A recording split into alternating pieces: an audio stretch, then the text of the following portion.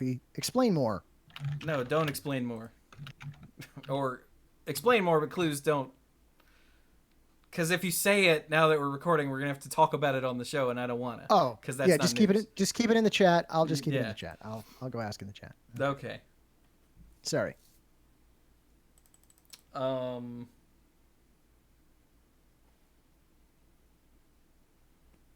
I need to get a prop real quick. Hang on. Wait. This will be worth. Everybody. You got Worth over there? 1 second. Man, Magic Online will never survive that. I'm going to do product placement for things you can buy in Japan.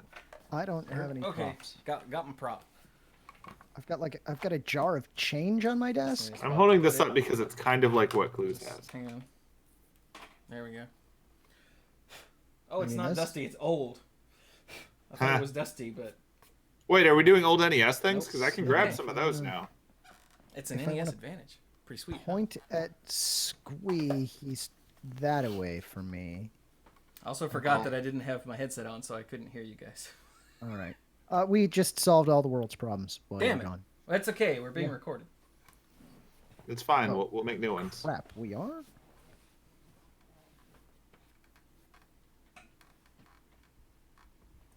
Huh. Go. Gimme. There we go. Okay. We ready to do a thumbnail?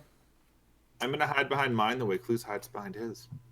I don't hide behind it. I'm using the proximity effect to make it sound like there's some bass in my voice, which obviously there isn't. I have Susan B. Anthony. Does that help? Isn't she dead? How do you have her? He's got a shovel. And a lot of patience. Okay, I'm just gonna put this right here. Everybody good? Sure.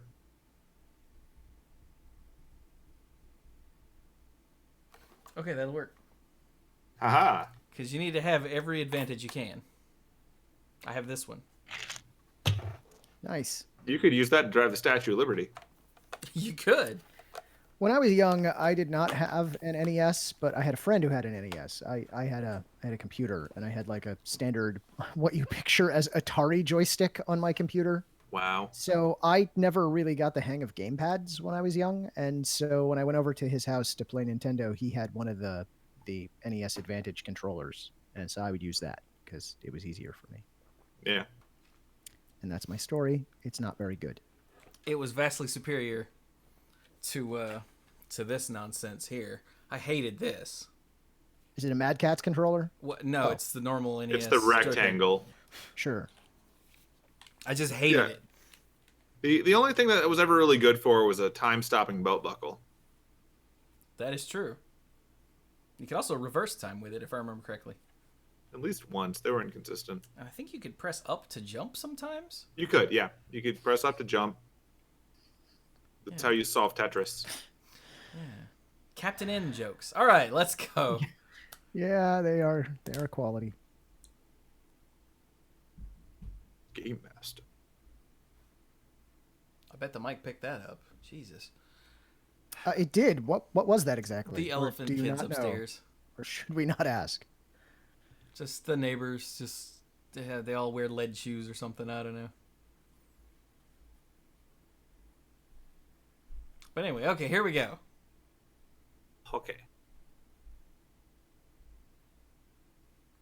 Ow, jam! Hello, everyone, and welcome back to another something-filled episode of Monday Night Magic here on twitch.tv/themanapool, where you should totally come billing. watch live. Aha, tried to jump in, didn't you? What was that? Yeah, it succeeded. Oh. I didn't hear what you said, though. Oh. You said something filled, and I said, I'm filling. It's a squee-filled episode. Squee filled. There you go. I am here, and I am a liquid in this container. Like a cat. I am now the shape of this episode. So, yes, I'm Chewie. The guy in the middle there that's shaped like this episode is Squee. What's up? And the one on the other side over there that is not shaped like this episode, but is in fact shaped like Cluze, is Cluze. We are unbanning the something in this episode. But only Like one of the banning- somethings. That's right. We're unbanning the one thing, but banning the other thing. Stay tuned for which thing is which. It's called balance, but not the card balance. No, definitely not that. Too many common words are in this game. Yeah. Like, fast bond. No, wait. That's a different thing. It's true. Anyway, so we are here. This is episode 665 of Monday Night Magic. It is. We are now pulling further and further away from The Simpsons. Take It's that. true. We have overtaken them. They can never catch up now.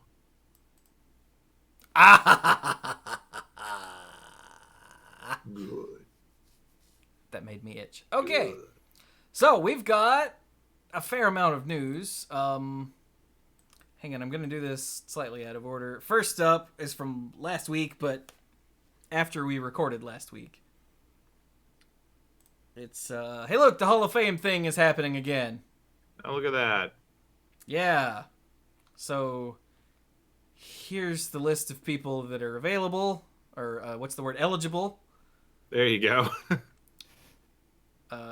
New to the list is Reed Duke, and Christopher Gregoire, and Yoel Larson, and Pascal Maynard. At least those are the ones that stood out enough to BDM to mention in this article. So, I don't know when these are due. The window for voting will be a little tighter before stretching from August 20th to September 3rd. So you've only got about another week of listening to crap about the Hall of Fame. If you don't care, sorry. And if you do care, well, I'm sure you're enjoying it.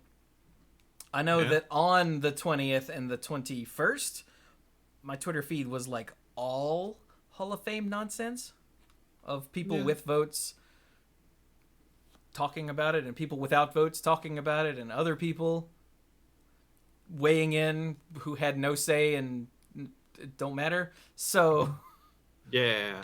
I just went like this.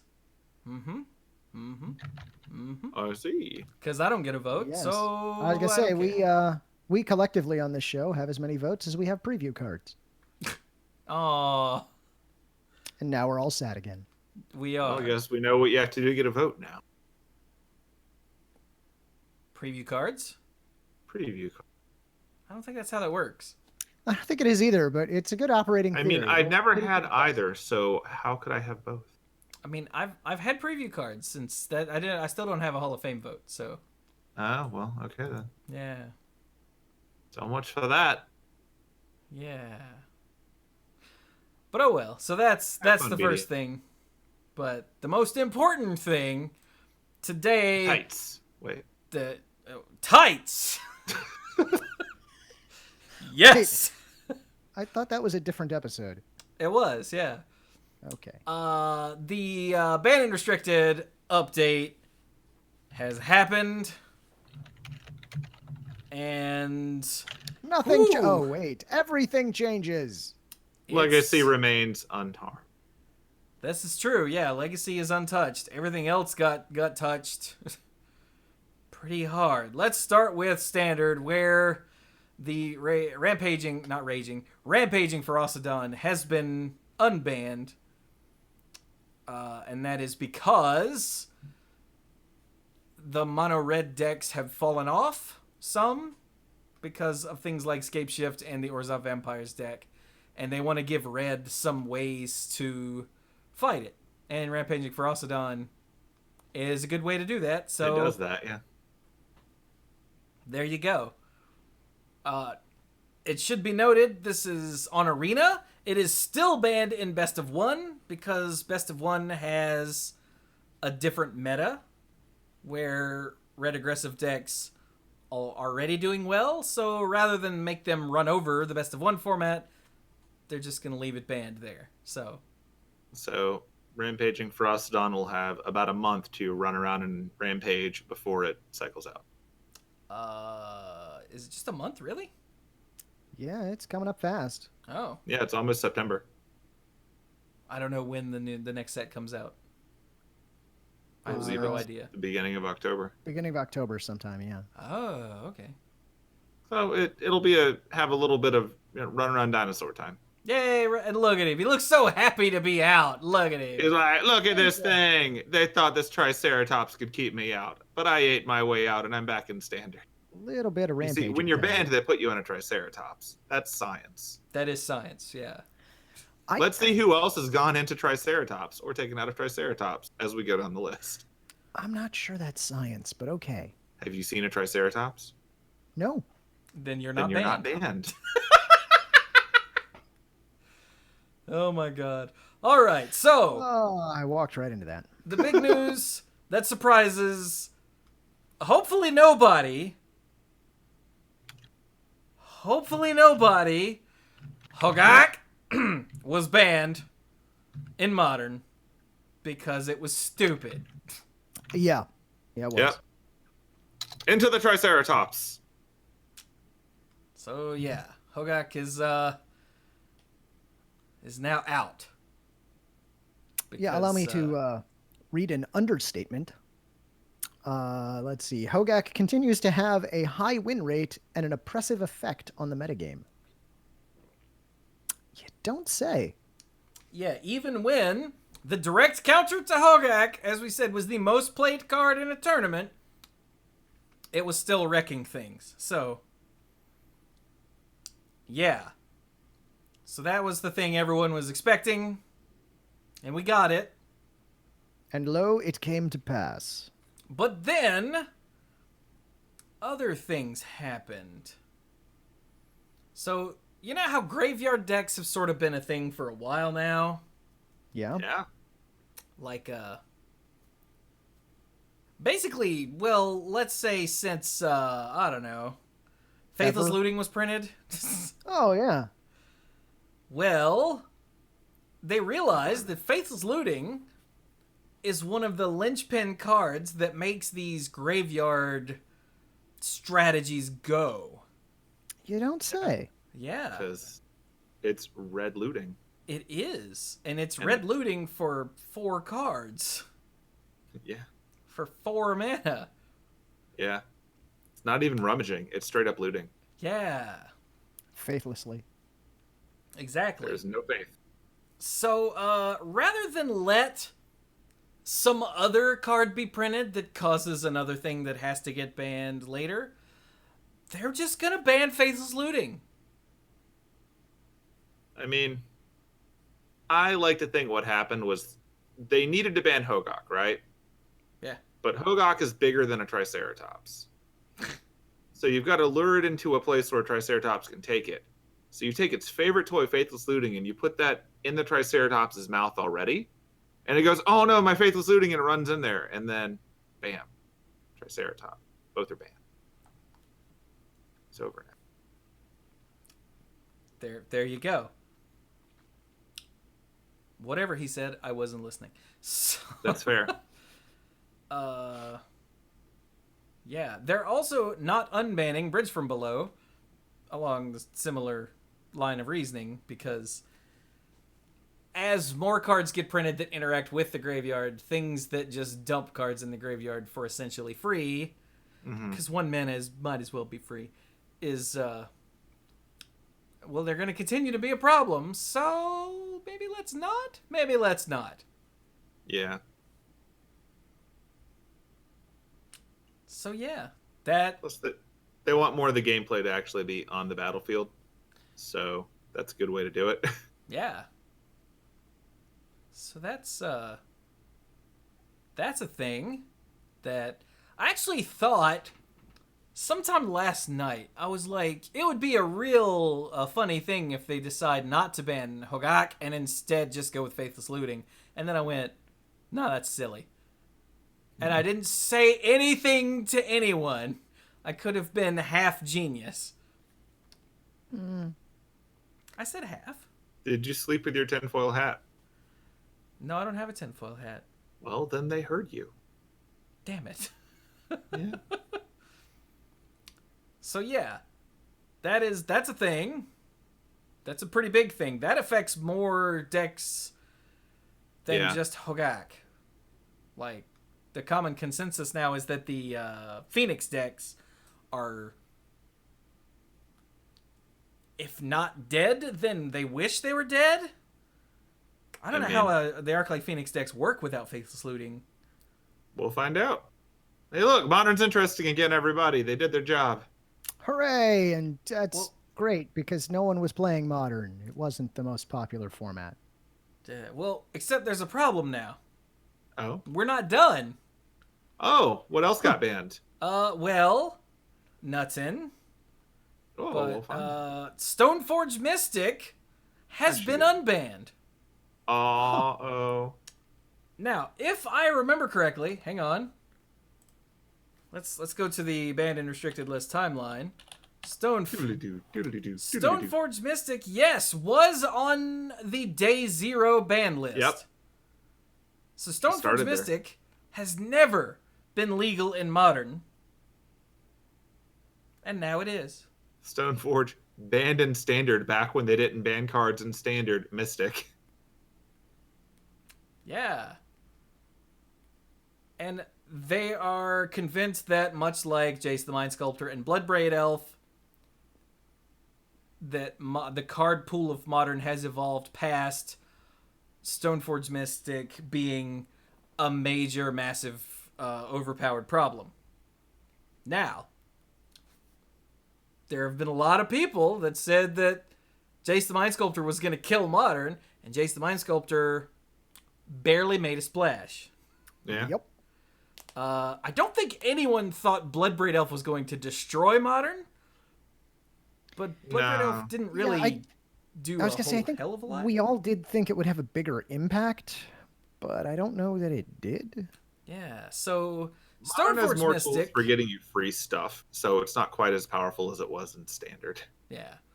Stoneforge Mystic, though, I think is going to make a bigger splash, at least at first, of course at first, than Jace and Bloodbraid Elf did. But... Yep. This one is, for me, it's too close to call. I don't think it's going to destroy Standard. Not Standard. It's already destroyed Standard. I did that once. I don't think it's going to destroy Modern personally, but I also don't play Modern. I'm just going from intuition. I think Modern has got sufficient counters for artifacts that it'll be in a much better state than Standard was when Stoneforge wandered around. So, like, going and digging out your super awesome equipment and then attacking with it isn't going to be as easy. And you're not just going to throw a bunch of efficient birds up in the sky and hope for the best, because Modern is a format that has more efficient ways to do that. So I'm looking forward to seeing what happens. I'm also interested in seeing, if she does see play, what she's getting. Because in Standard it was the swords and it was the what's it called? The Batterskull. Batterskull, yeah. Those are what she got there, but there's good stuff in Modern outside of those, so I'm curious to see what she gets. Probably still Batterskull. I mean, probably. Batterskull's really good. Pretty damn good. It's also a dude sometimes. Yeah. Which helps. So, yeah. There have already been all of the think pieces like, will Stoneforge Mystic destroy Modern? From those hot take content creators who, have to get clicks somehow. So, it's true. I don't think it's going to destroy Modern, though. But I also don't play Modern. And this one, I'm actually not so like a hardline, shut up, you're an idiot, it's not going to destroy Modern. I'm more of a, I don't think it's going to destroy Modern. I think it'll be interesting difference? to see what happens. Because Modern just got flipped anyway by attacking the graveyard strategy hard. So I don't know what to expect. Yeah, and Modern's going to be up in the entertaining air for several tournaments, I think. Yeah. It's a bigger shakeup than I think people were expecting. Yeah. Well, I mean, we were all just expecting Hogaak to go away and then go back to the way things were right before, and then Faithless Looting got shot in the face and everybody went Yeah. And then Stoneforge Mystic was unbanned. Everybody went I mean, and then they choked. yeah. Okay, I'm gonna abandon the Triceratops joke and instead pretend that Stoneforge Mystic killed them. Like she just popped out with like a godsend or something and just took care of that problem right there. That works. But we're not done yet. But Legacy's fine. That's right. Legacy is totally fine. Yeah, Legacy is totally fine, but Vintage, it turns out, is not. Stop the top. Sure. What? But let's see here. And it's because, according to this, War of the Spark, Modern Horizons, and Core Set 2020 have been among the most impactful sets for Vintage in years. What were the last 3 sets to come out? Those? Yeah. Yeah. There you go, then. And so things have gone a little weird. Not because there's one deck that's completely wrecking the place. This just happened in Hearthstone with their wild format. They nerfed a card not because its win rate was super powerful, but because the community hated it so much. And that's sort of what they're doing here. This is a restriction for, because Vintage doesn't do bans like the other formats. They do restrictions, so only 1 per deck. But they're doing this for community goodwill. Quality of life. The quality of life fix. Yeah. So they're restricting Karn the Great Creator because you could play him and then -2 to go get one of your key things. Yeah. And Mystic Forge, who is not Stoneforge Mystic. Right, Cluze? True. Right. Yeah, totally not. We determined that just before the show. See the odds and ends. Because these 2 cards have, it says they've turbocharged the shop's decks. Oh, wait. Man, I had not really considered Karn the Great Creator in the context of Vintage. Oh, God. Yeah?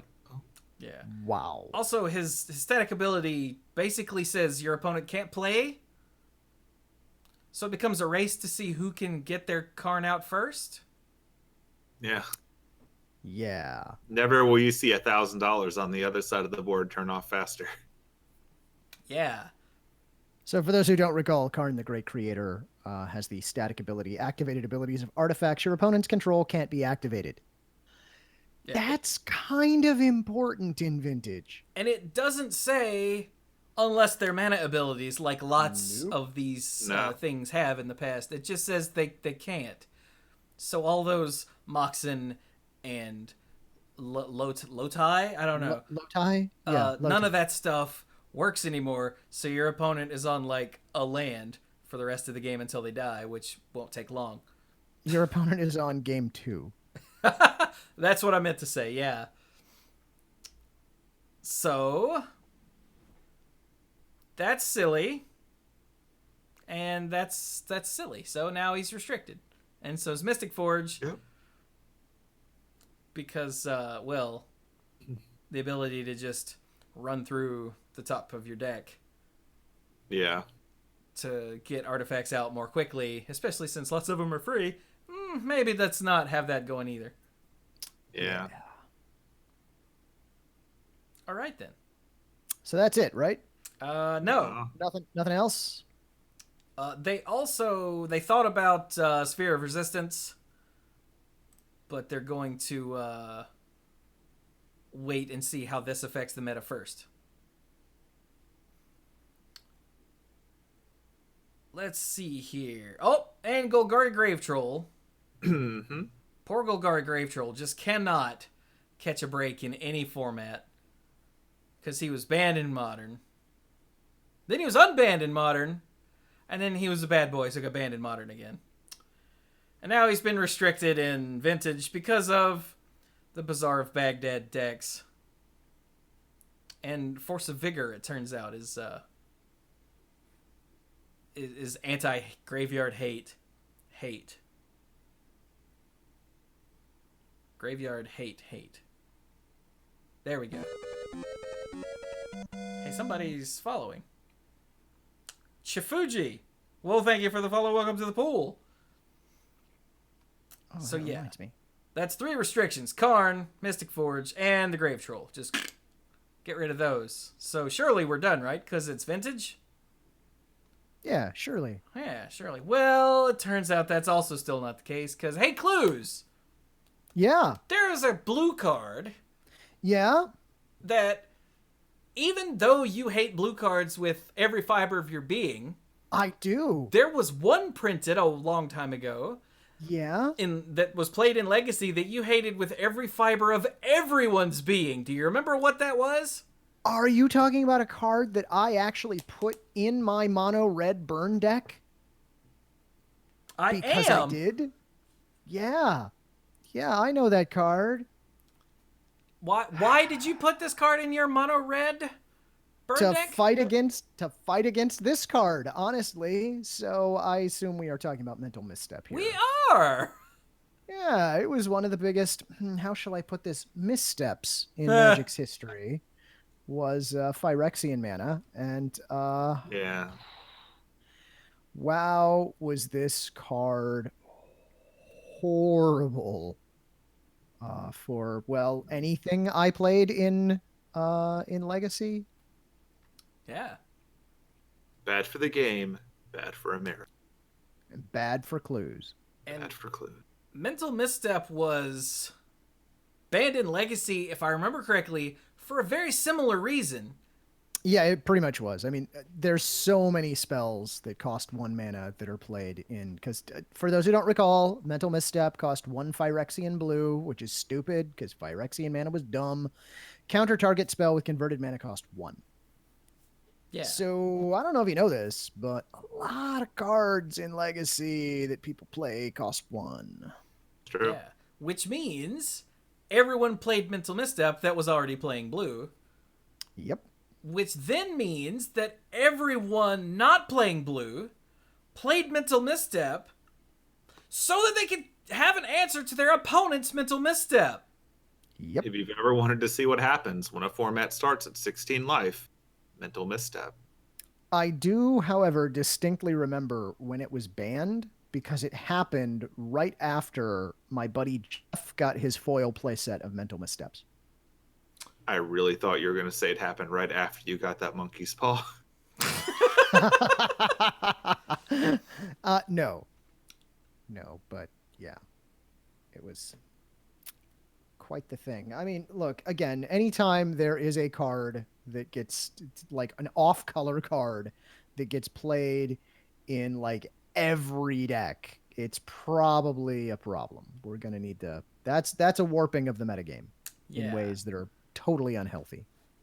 Yeah, when everyone starts playing Mental Misstep in their Legacy deck to counter their opponent's Mental Missteps that's countering one of the cards in your deck, that's stupid, so it got banned in Legacy. Well, hey, guess what? That happened in Vintage, too.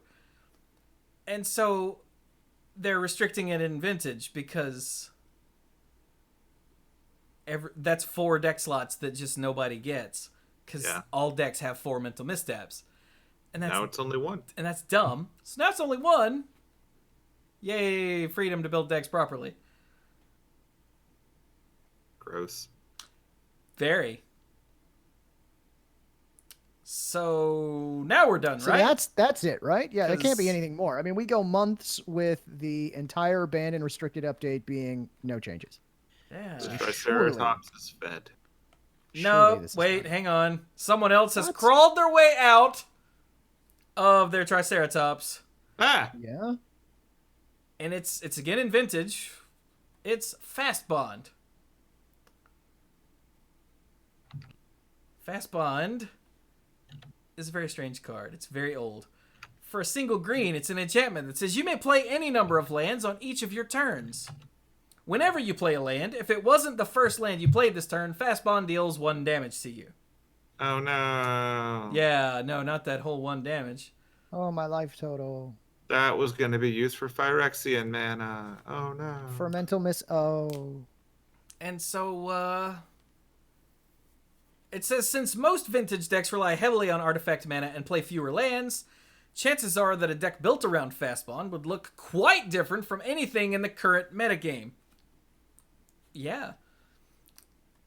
So they're unrestricting it. Have fun. Yeah.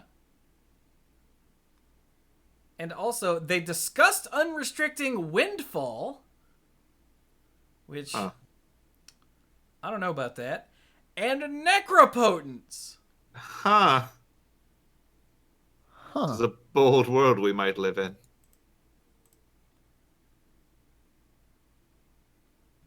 A little bit. So, yeah, that's... All about paying life now, aren't we? Those are not unrestricted. They were other ones that were discussed for potential unrestriction in the future. Necro's honestly probably fine these days. Or at least less oppressive than it was back in the day. I feel like it's a more risky thing to try now. I really like how our bar has become, less terrible than it was before.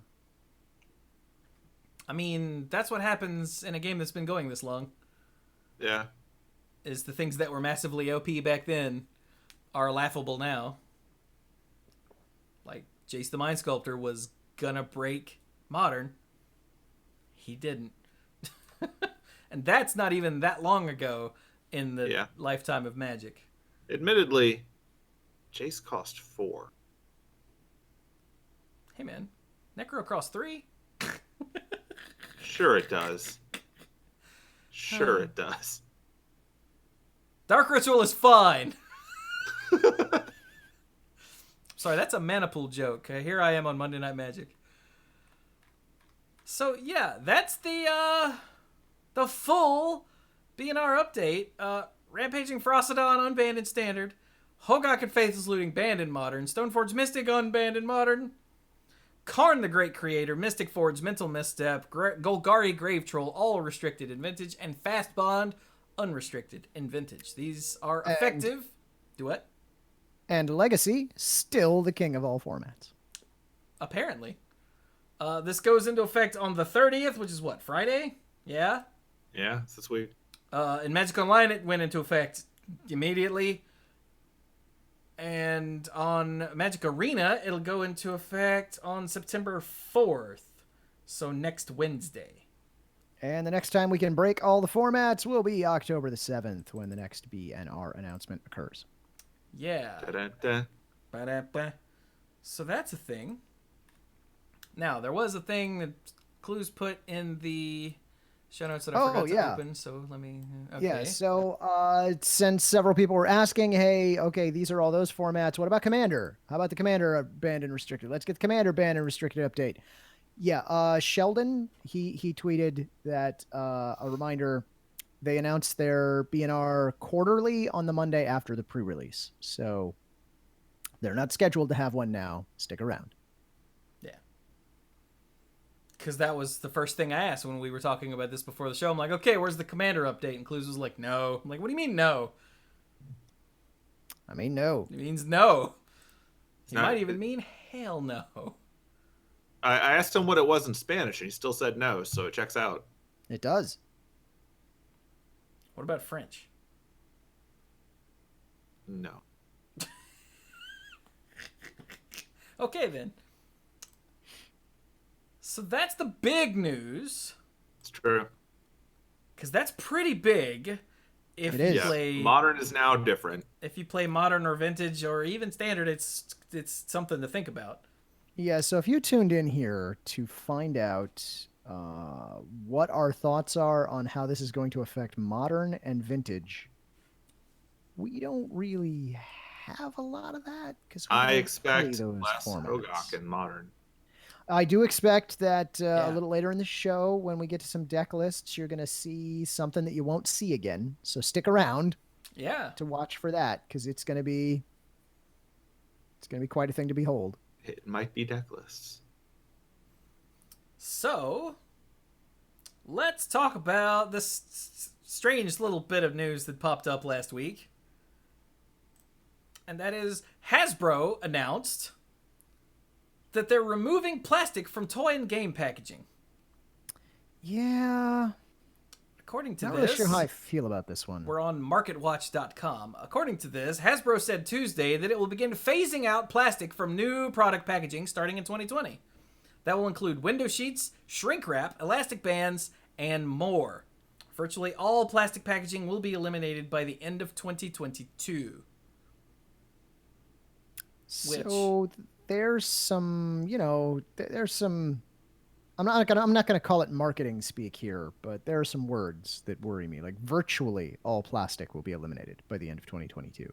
Well, yeah. And phasing out plastic from new products starting in 2020. This doesn't necessarily mean that we're losing the wrappers that are on boosters.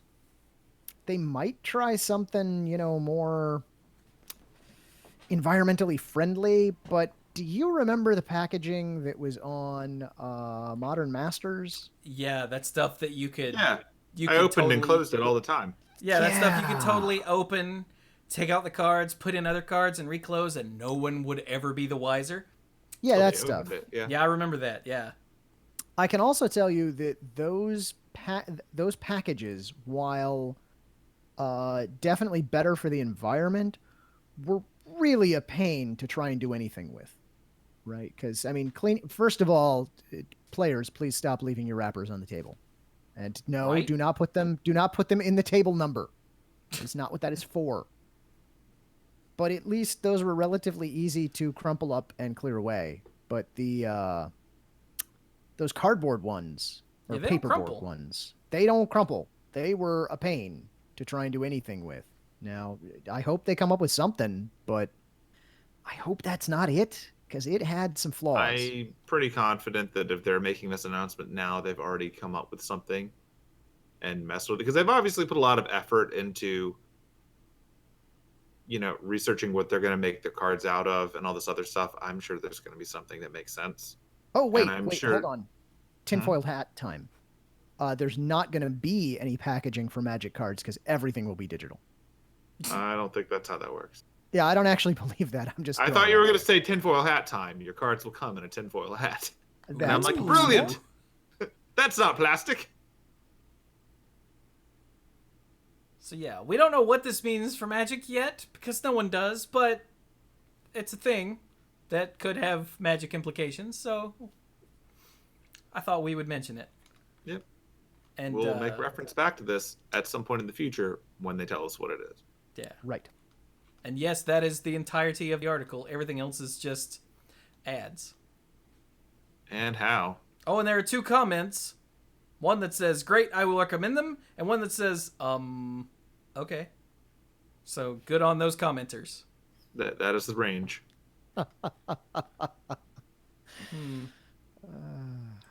All right. Shall we go to Vegas? Sure. I mean, okay. I haven't been before. Sorry. Why not? Shall we Meet up go someplace to specific? Oh. the coverage of GP Vegas? Only if you promise the page won't autoplay when I click on it. We cannot promise that. Oh, well, that's your warning, people at home. I mean, the GP's Vegas. Because apparently there were two. Yep. Yeah. Following the model set by Moxon, the Grand Prixen. Ah, yes, the Grand Prixen. Grand Prixen Vegas.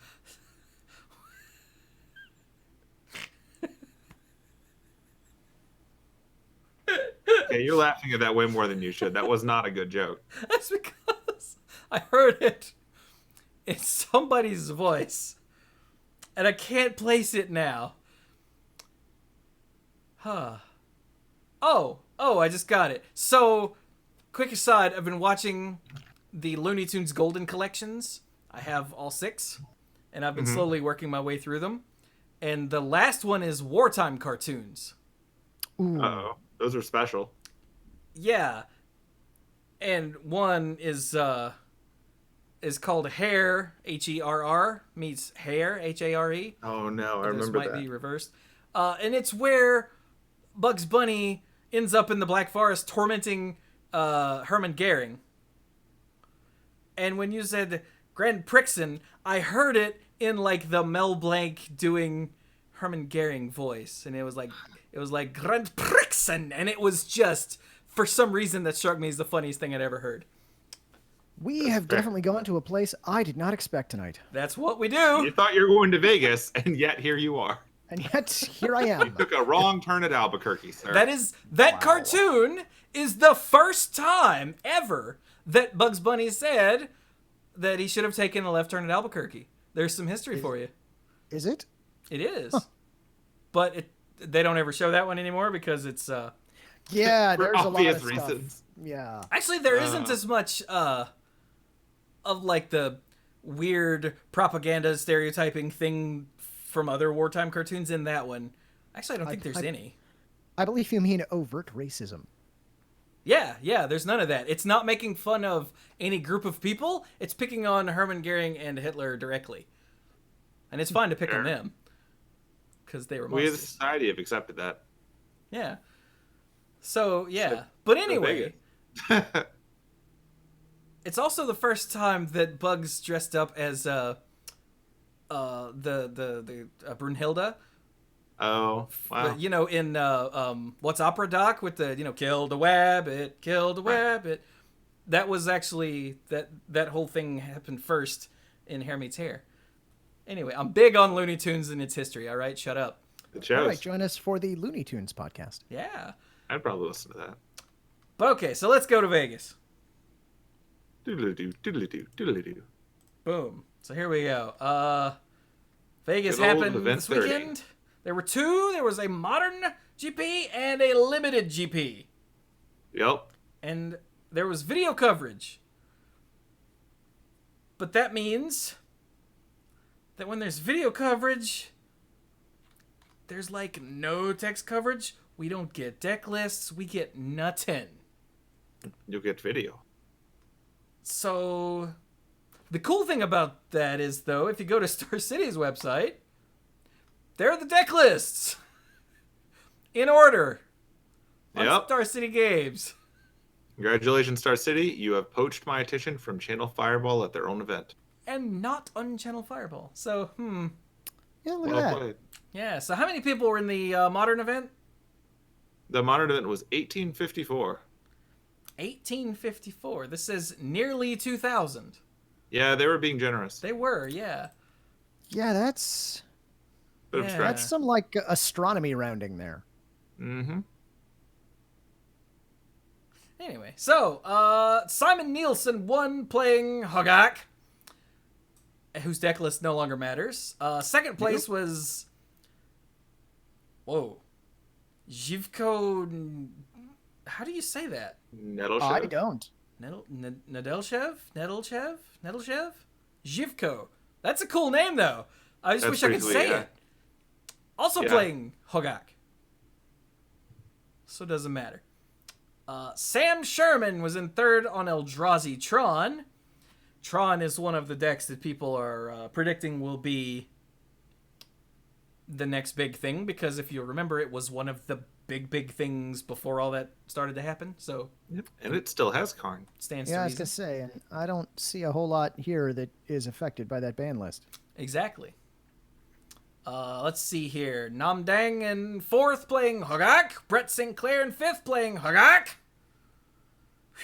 My poor throat. Thank goodness this is the last time I have to do this. Julian Henry in sixth on the Grixis Urza deck. Also not affected by any of the bans. Nope. Also, I want to point out Sword of the Meek is in fact an enchantment. An equipment. I was gonna say, I don't remember that. Thank you for pointing that out. I didn't remember that. Sorry. I almost said it again. Joey. It's an equipment. You said it with such conviction that I believed you for a second there. I'm sorry. I don't know. Me. Oh no, I forgot. I don't know where that came from. I was headed to the deck list to try and mouse over that and go, wait a minute, that doesn't sound right. I'm sorry. Well, it's listed under spells, so you had me going for a bit there. I don't know why that's the word that I'm came like, out. It just I picked Yeah, the Trixie Rabbit. I picked the wrong E word that ends in ment. I'm sorry. That's my bad. Employment. I understand. Yes. Sword of the Meek is an employment. So yeah, just saying. You know what goes to get equipments? I almost said enchantment again, I swear.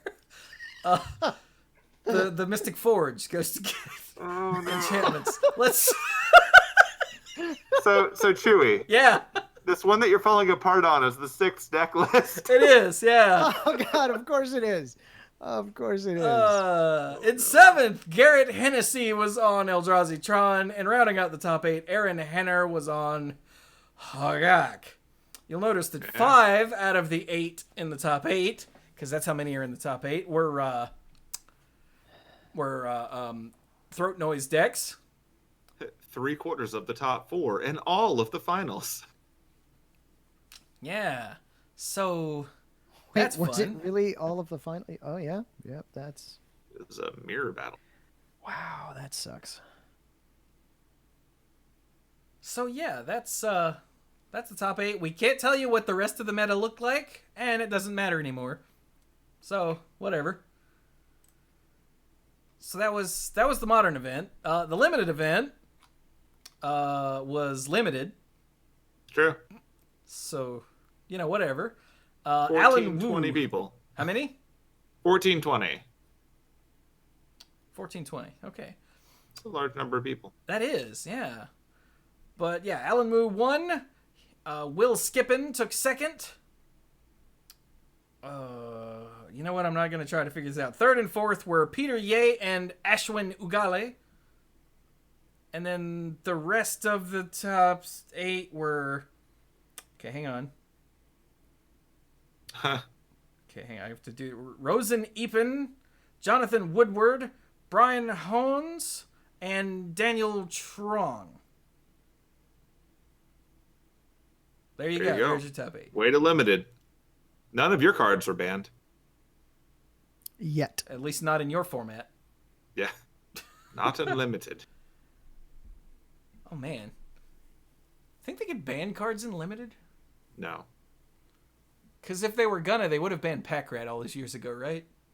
Yeah, I don't think they could.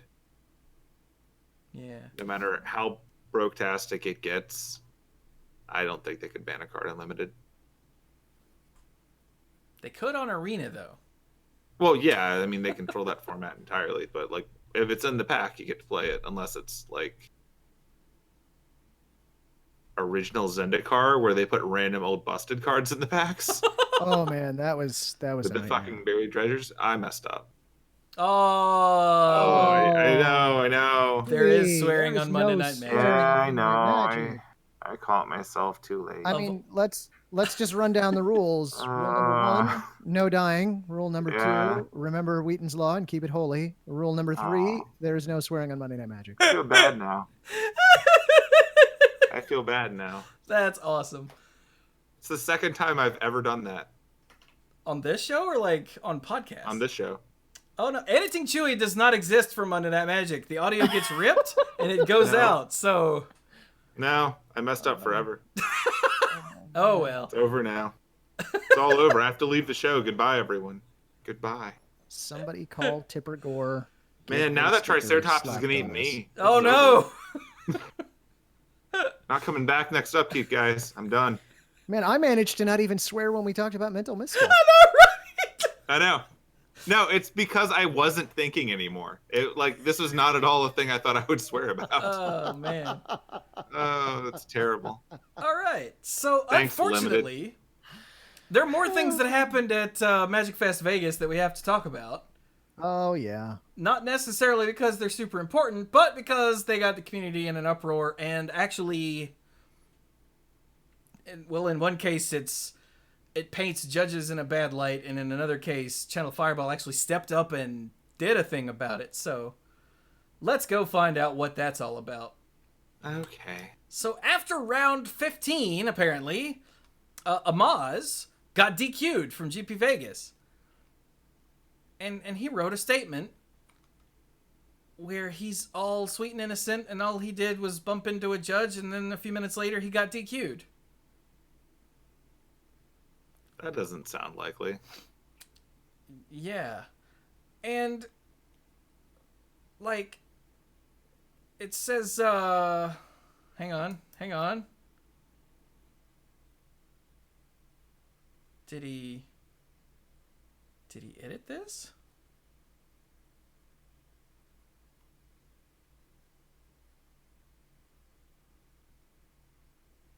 Did this get edited?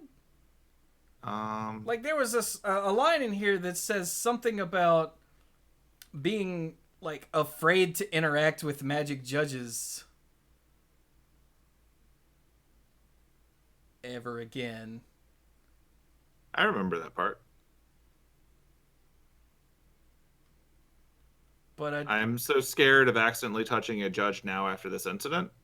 Oh, okay. Where is that? That's the third one from the end.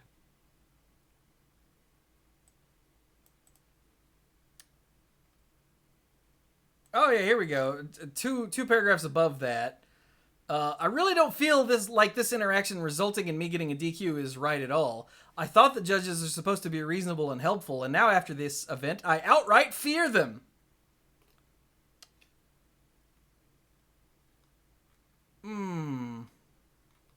So, now, remember, take this with a grain of salt, because every player ever who got DQ'd from something, when he tells his side of the story, paints himself to be sweet and innocent and did nothing wrong. Everyone. And in this case, so on day 2 of GPs, they try to keep the area, like the aisles and whatnot, empty. Right, Cluze? Right. Like, they try to keep everyone out. Like, they don't let people walk up and stand behind their buddy. They're like, hey, keep this area clear. And so they'll tell you, no, dude, go that way. Now, there's one judge here, and there's like one judge over there, and there's all these empty spaces between. So people are going to be walking through there because judges aren't, in fact, superhuman and can't be in every row at once because there aren't that many judges on staff, and that would be a horrible waste of, judges. Yeah. But he tried to walk through an area where a judge was, and the judge was like, dude, go around. And he's like, no. And he tried to go past him. And, like, in Amaz's words, he bumped into him. Someone on Reddit who claims to have witnessed it says he, like, full-on elbow and shouldered into him to try to go past. Which, now, Amaz had just lost his round and was not in a good mood. So, like, I think he lost his winning in. Or something like that. Yeah. But, like, apparently 3 people leapt to his aid and were like, no, it's fine. And it escalated and the head judge was called over and it ended up with him getting DQ'd. Now, I would like to say every interaction with any judge I've ever had, ever, does not fit this at all, ever. Yeah. Like ever. Like, we were not present for this. This was not recorded. Yeah. So all we can bring to this discussion is our own experience with judges. And the acknowledgement that the judges are not going to respond about this incident. So we're only ever going to see his side of the story, officially. Yeah. Unless the head judge feels the need to, because this really does paint judges in a terrible light for anyone who takes it at his word. Unless the head judge decides, look, here's what happened. Because when there's like a DQ at like a Pro Tour, a Mythic Championship, a Players Tour, whatever, there's always like the post about it on the mothership, Yeah. And you see things like that occasionally, but I don't expect that to happen. I really don't. Yeah, I don't either. I tried to get someone to, a couple of people to tell me something off the record without naming names, just not even mention they were a judge, and they wouldn't. But They didn't know at the time either, so... I imagine expecting any of that stuff to pop out of Wizards directly in the future is just not going to be a thing since judges are separate anyway. So yeah. But, like, this was on Twitter. Like, this is a Twitlonger post, obviously. yeah. And immediately people were like, well, that sounds like a gross abuse of power. As if the floor judge got bumped into lightly and said, you're out of here, buddy. Like, that's not how this works. That's not how any of this works. Judges don't just DQ people just off the cuff because they feel like it. Nope. If that were the case, a lot more people would be DQ'd, I promise. That is accurate. Oh, yeah. There would be like 3 people left, and 2 of them would be picking up trash. So, like... Look at that happy Cluze at that thought. Like Yeah, when, actually, when you it conjured a nice mental image. When you see posts like this from the player who was DQ'd, like, you have to take it with a very large rock of salt, not a grain. One of those blocks that you use for deer. Yeah. I honestly, personally, I used to watch Amaz's content all the time. Like, a lot. And then I stopped because something about Amaz started to rub me the wrong way. And again, this is all just me, but I don't believe this for a second. Not a hot second, not at all, not even a little bit. So, yeah, just saying, know your source. Know that the source is going to make themselves out to look sweet and innocent. Is another Looney Tunes where the Big Bad Wolf was telling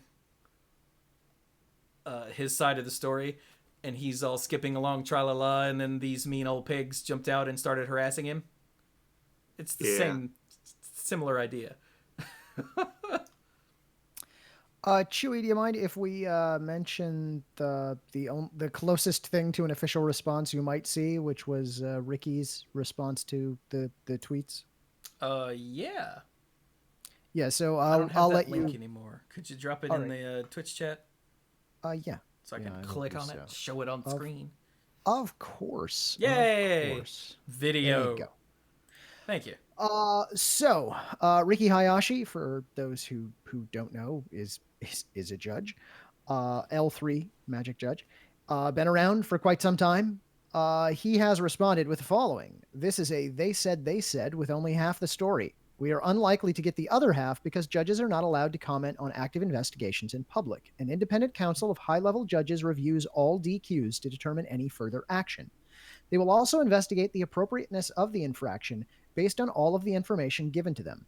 This situation was handled on site by a Grand Prix head judge, someone with years of experience, as well as a high-ranking representative of the TO. Both of those individuals surely knew who was involved and the potential for this to blow up. They would have done a serious investigation of the matter and determined that this was the correct course of action. The safety of all tournament participants is of the utmost importance. Physical contact should be taken seriously. There's no specific one-touch you're out rule like with baseball umpires, but nonetheless, it is a serious matter to enter someone's personal space. Different people perceive actions, particularly that involving physical contact differently, and it isn't our place to say whether something should have made someone uncomfortable or not." So, some key takeaways here. Any DQ is not going to be a single judge deciding you're DQ'd. Okay, in the end, the buck does stop with the head judge, but it's going to be the head judge in consultation with other judges deciding whether this is actually going to happen. That's also part of the reason why head judges almost never take calls on the floor. Some other judge takes the call on the floor, and then it moves up the chain to the head judge. So that's pretty much what happened here. There was an incident. It went up the chain to the head judge, and the head judge decided that this was appropriate. But he did so in consultation with other judges and in consultation with a representative from the tournament organizer. One thing I will mention, although, and also it is important to point out that when they review whether this was appropriate or not, they will also, review whether the judge in question or the head judge in question, whether their actions were appropriate. Ricky makes a point here that the individuals surely know who was involved in the potential for this to blow up. While that is mentioned, that's not really something. I don't really like how that's worded. It makes it sound like we would take that into account. I say we, like I still judge. Uh, in the end, it kind of doesn't matter who you are. It matters what you did, right? So take that as you will. But the point is, you're probably not going to hear anything official from the judge who was involved or the judges who were involved. So all you're ever going to get is this one side of the story. And there you go. Which is why I took special care to point out, don't just believe what he says, because he's too close to it. And of course, in your own mind, you are perfectly innocent of all things. And what has this horrible world done to me? It's true. I have never sweared on Monday Night Magic. See? Yeah. So, yeah. But because it's Maz with a gazillion followers and fans and fanboys and whatever, this is the sort of thing that's going to make people grab their pitchforks. And, I mean, I'm not saying don't grab your pitchforks, but I'm saying maybe watch where you point them. Yeah. So there you go. But I'm pretty sure he said that he had just lost his freaking winning in and was already in a pissy mood. Hang on, blah da da da da.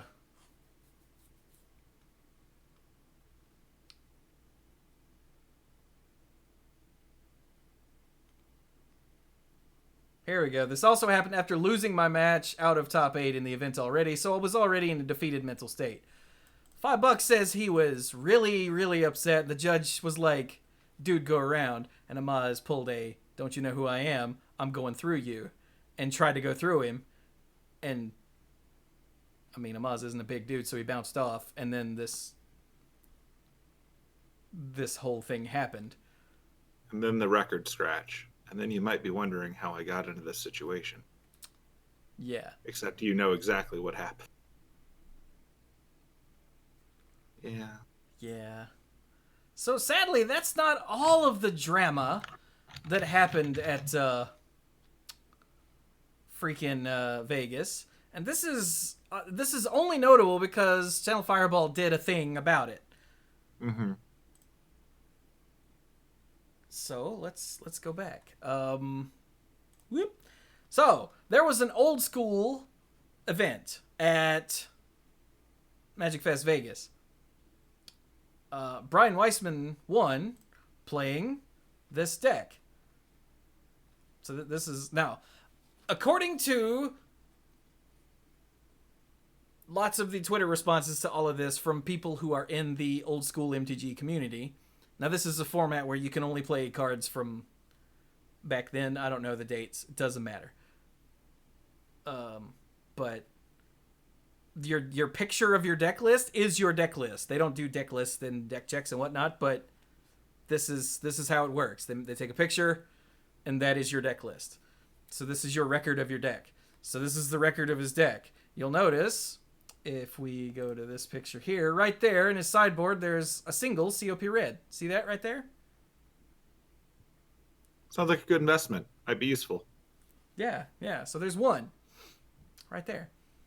But then, after he beat Athena, who is Elantris on Twitter, she snapped a picture, and oh look, she snapped a picture of him, with his deck out here, and look, there's 2 COP reds.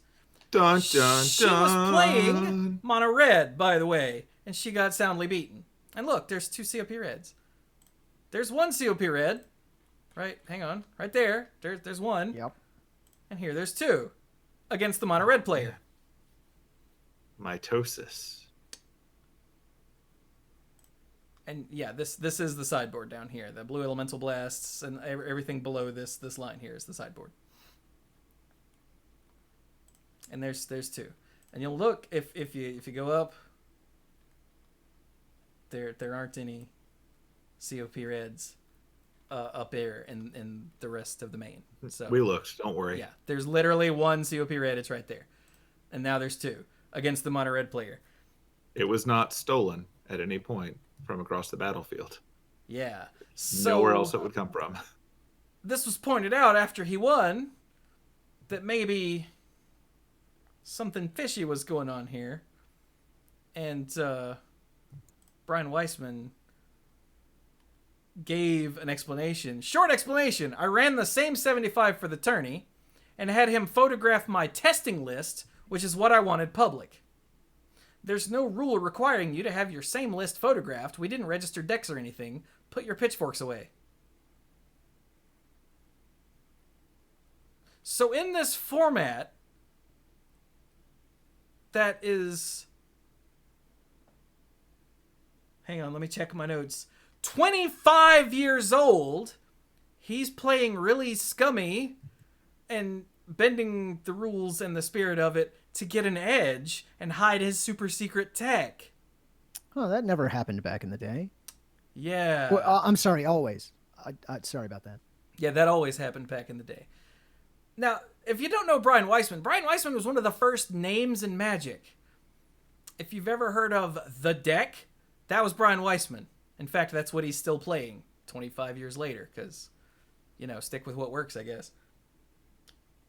So, yeah, it sort of blew up into a thing, and Brian Weissman later, 6 hours later, said, the tournament needs an untainted champion, so I'm returning the trophy and the prize immediately. And he says, I'm deeply sorry for any confusion and anger I've caused. The old school community is my extended family. I've competed in it for over 25 years with an unimpeachable record. Who uses the phrase unimpeachable record except for people that should be impeached? Should be impeached. Yeah, I'm just saying. Throwing that one out there. Yeah. So, this is all whatever.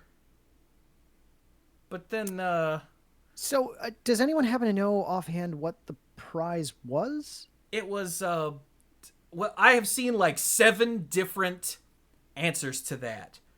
Okay. So, no. I've gone through these Twitter threads to try to find out what it is. Some people said it was a whole bunch of prize tickets. Someone said that it was a beta something. Other people were claiming that it was this other thing. And just no, we don't know. In the absence of a real answer, I'm going to say a signed copy of Circle of Protection Red. Okay. So here's my advice. Because I do have advice that comes out of this. If there's a lesson to be learned. If you're playing a paper Magic tournament that has prizes and does not have deck lists, don't. Some Akbar sense right there. There's a reason we have deck lists. Well, now, because the old school format is very friendly, it's usually played for charity, and it's usually in bars, apparently, from what I've been able to put together. That the photo is your deck list, and that's fine. But, Except when it isn't. Except when it isn't, yeah. So here is what Channel Fireball did. They said, yesterday's old school championship at MTG Vegas was not the celebration of the format that this dedicated community deserves. We took some time to consult with players, judges, and our event staff on the best way to proceed. We're excited to announce that we're inviting back all players that finished X and 1 to compete for the trophy and prizes. This will take place tomorrow at 12:30. Eligible competitors should meet at the red stage. Good luck. Hope you're still there. So they were. Yeah, it was a small tournament. Okay, good. So yeah, and it's just the people who are X and 1. So they all got back together and played it again. And I honestly forgot to find who won. I don't actually know where to find that now. Oh, wait, yeah, I do. We can go to If we go to F-Rose Twitter account. Da, da, da, da, da.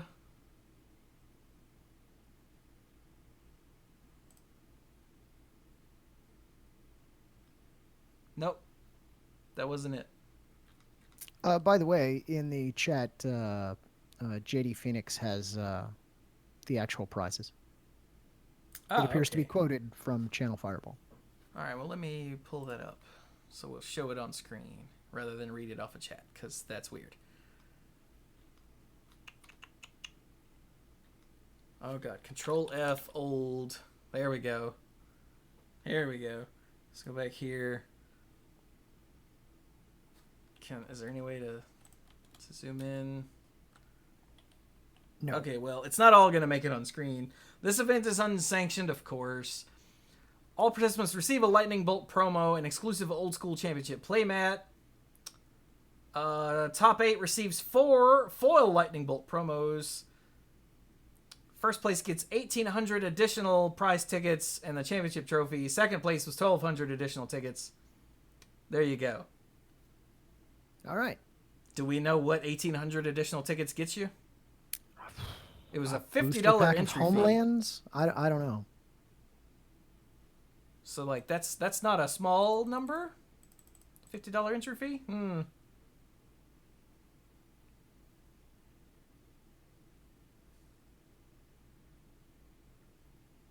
JD Phoenix says usually 180 packs? Jesus. Of Homeland? No. Jesus Christ. So, yeah, a not insignificant amount of stuff. And they also clarified later on Twitter that any prizes they got in the first run through, they would keep, except for the first place guy, Weissman. And anything they won in the second run through would have been additional. So that's pretty sweet. How many prize ticks for deck lists for the main event? Apparently an infinite amount. You see, you go over to SCG and you pick it up at their prize pool. Brilliant.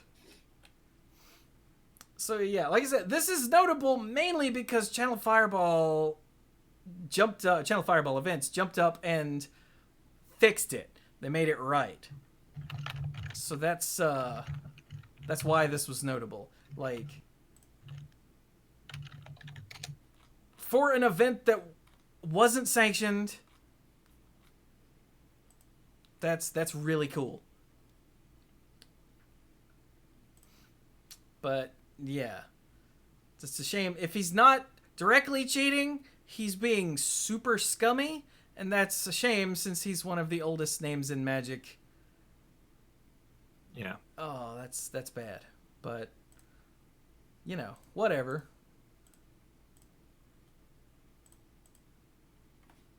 Just thought we would share that. Yeah. So now are we done? I think that's everything? Yeah, I think so. We hit everything now. Wow.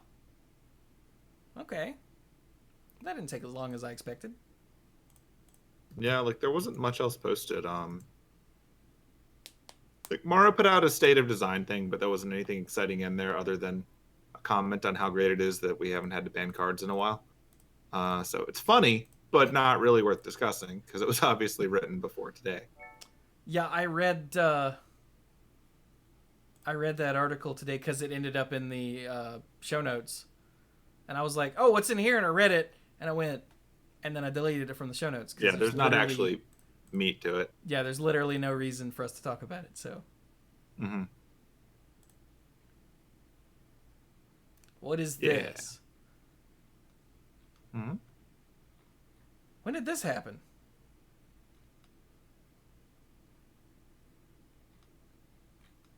So they were teasing this when I looked earlier, but they weren't. There was no information yet. It was posted today, so yeah. Okay. Okay. Well, let's look at this real quick then. Live reporting. So E-League partners with Wizards of the Coast for Magic Arena event. Now, I don't know who E-League is. Or Turner. I don't know what any of this is, but E-League is apparently a known esports league. And they're doing an arena tournament. Or a tournament series. The series will run until December 18th, featuring a mix of influencers and top competitors. Presented by Intel Gamer Days. Okay. Broadcast on Twitch beginning September 4th and run until December 18th. Players will be selected through a mix of invitations and applications, with the winner of each weekly tournament earning prize money. Okay, each week will be a single elimination bracket. The winner will be declared the player to defeat for the next event. Okay. So the Turner in question, as was correctly pointed out by Vincent in the chat, is that Turner, as in TBS, as in the Turner Broadcasting System? Oh. Nah. That is the bigger Turner. Hang on, let's go look. Because you Yeah. can click on it and it'll show you. I did. Yeah, Turner Broadcasting System from Atlanta. Totally. All right, then. That's vaguely terrifying. Let's see here.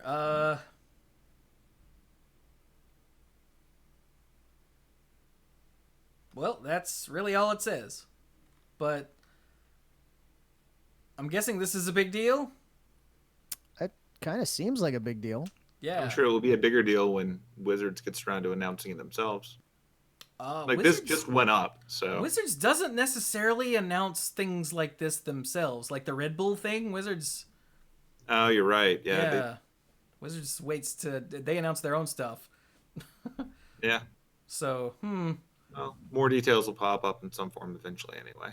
So. But after the success, I guess, of the Red Bull thing...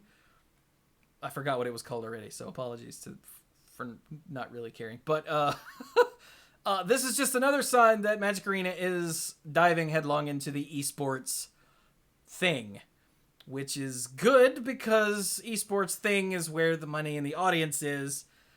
And if you want Magic to make more money, then we need to get Arena in front of as many people as possible. And this is a hell of a way to do it, so there you go. All right, then. Let's click on E-League and see what it tells us. Yeah, they're a subsidiary of Turner. It all makes sense now. It's all connected. Let's see. Apparently their games are Counter-Strike Global Offensive, good old CSGO, Black Ops 4, Rocket League, and Street Fighter 5. Huh. And apparently some Gears 5, maybe? Maybe not. Okay, then. Well, thank you for that, chat. That's a thing that we didn't have before. So sweet. Also, if you are not watching us live on twitch.tv/themanapool, you're missing out on the often insightful chat. Yeah. So come join us Monday nights at 8:30-ish Eastern. Depends on how late Cluze is. Hey, it's not always me. It usually depends on how late Cluze is. There we go. Thank you. Thank you. So there you go. And hey, hang on, monoxide? Ah, monoxide. I see what you did there. It's following. Thank you very much. Welcome to the pool. You got here just in time to see the end, because this has been the end of Monday Night Magic. So hey there, guys, you want to do your sign out thing? Sure. So you can find me on Twitter at SqueeGoblinBob. There's no I in Goblin because I put it in the swear jar. You can find the rest of me this weekend at DragonCon, where I will be in Atlanta, apparently hanging out with Turner.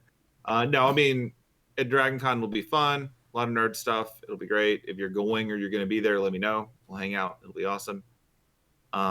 That's really going to be where I'm at. Like, don't be surprised if next week, if there's no news, we probably won't do a show. If we do a show, I may not have a voice. I may not be back in time. We'll see what the journey home looks like. So, yeah, I'll be driving back from Atlanta on Monday.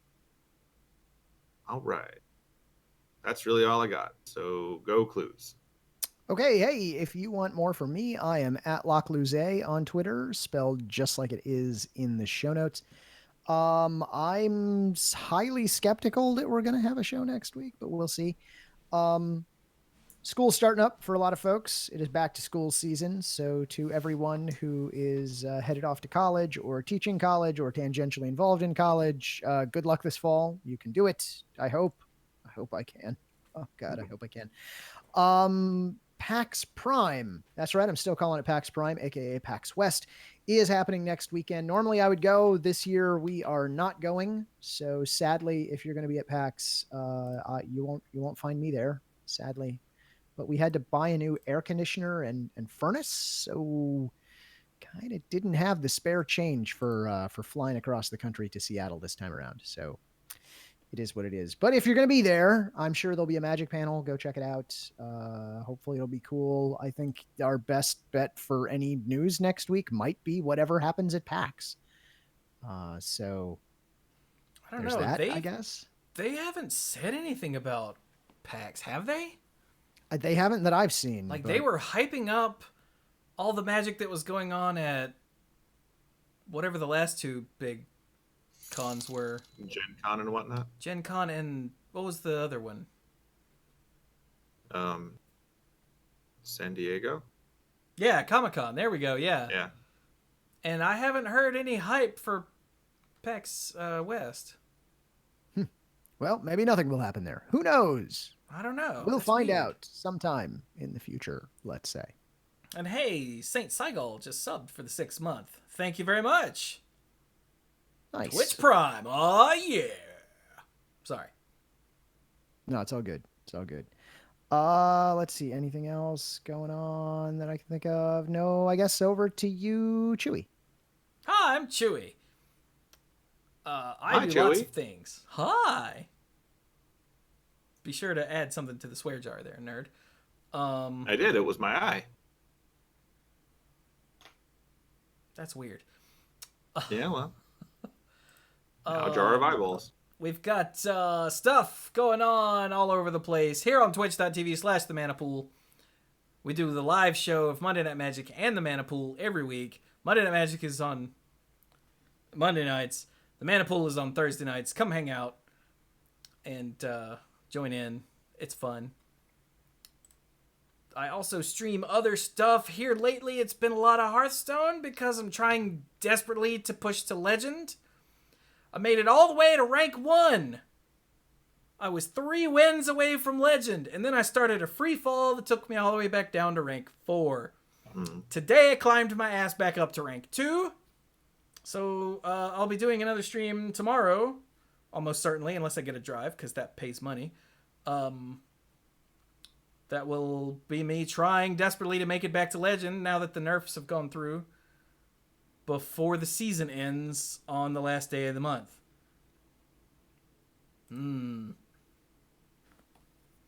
So that should be fun. But yeah, if you want to see me agonize over some higher level Hearthstone than I'm used to, then come join me. I will get salty when I lose unfairly, and I will laugh when I lose fairly. That's how it works. At least that's how it worked today. But yeah. I also stream other things, but I haven't decided what yet. I have to make new... I have to figure out new games to stream because I'm running out of YouTube content. So I'm working on that. I have a small list. Maybe I should go... I know! I'll put it on... and I cackle when I win. That is correct, Saint Seagull. Can't believe I missed that part. But I will put it in the Mana Pool Discord server in the lifeguard stuff section and figure out what the audience wants me to stream. So if you're a lifeguard, then go look there in the Discord server. Speaking of the lifeguards, if you want to help support what I do, there are 2 podcasts a week. There are like 3 or 4 other streams every week. And there's at least 1 YouTube video every day. And that's all me. I do all of that work myself. I don't have an editor. I don't have anything like that. So, yeah. If you want to help support what I do to keep this frankly ridiculous amount of content creation going, then the most direct way is to go to patreon.com and become a lifeguard. It's patreon.com/themanapool. I left that part out. You can get a variety of perks. You can get Manipool episodes and YouTube videos early. You can get the odds and ends, all the stuff recorded before and after both Monday Night Magic and the Manipool. That's uncensored and unfiltered, just behind-the-scenes nonsense. That is the $10 level. And at the $20 level, you get the sponsorship shout-out on both podcasts and on the end screen for all the YouTube videos each month. So I'd like to thank our mythic lifeguards. Here we go. Jason Doan, Kim Ho, Andrew Hunt, Al, Lance Delicious, Team U Hellas Are You, Connor Kennedy, John Morris, Alex Gonzalez, Jeff Spencer, Stuart Slaw, PJ McMullen, Sophia Bertain, Casey, Faye Says, Danny Leal, Cody Buckowing, Jake Jansons, Jason Kaus, Gothic Man, Brian DeLucci, Stark Maximum, John Parker, Violet Moon, Aleph Cat, Dan Holm, Bartle, Sarah Jane, and the Beast Father, Aaron Goodwine. I'm getting better at that. You are. And yeah, if I did have an editing Chewie, he would censor this episode. But Monday Night Magic does not get edited anymore. It just gets ripped straight up and thrown into the feed. But he would do that. Consider that your unintentional preview of the odds and ends. It's true. We swear more there. We swear a lot We more do, there. yeah, a lot more. There are plenty of other places to support if you shop on humblebundle.com, either for bundles or in the store to buy PC games or Switch games. If you use the link you can find down below in the show notes or in the description or in the panels below, depending on where you're watching, then that helps me directly. You can subscribe here on Twitter using either Real Money or Twitch Prime. If you have Amazon Prime, you have Twitch Prime. You get one free subscription token to give out every month, then by all means, please do so. I would prefer it if you give it to me, but please give it to somebody. Otherwise, you're just not giving someone free money that didn't cost you anything because you've already got Amazon Prime. So you paid for it, so please use it. I guess those are all the main ways. Just watch stuff I do, share stuff I do, stuff like that. That helps too. Anything to get more eyes, more butts in the seats. Hell yeah, butts in the seats.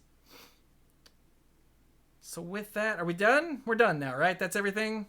I think we're done. All right. So this has been Monday Night Magic number 665.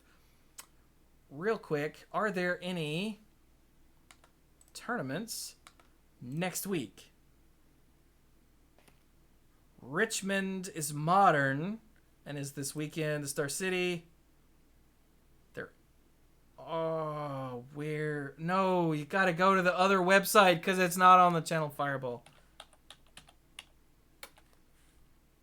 I hate you so much, Internet. CFB events. Here we go. Hey, Mike just entered Hearthstone. Okay. Full schedule. Hang on. Loading. There we go.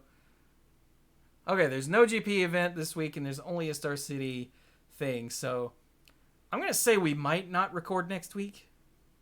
Just because Squee will be half dead, and Cluze will almost certainly be half dead because it's the first week of classes. Yeah. It's also a holiday.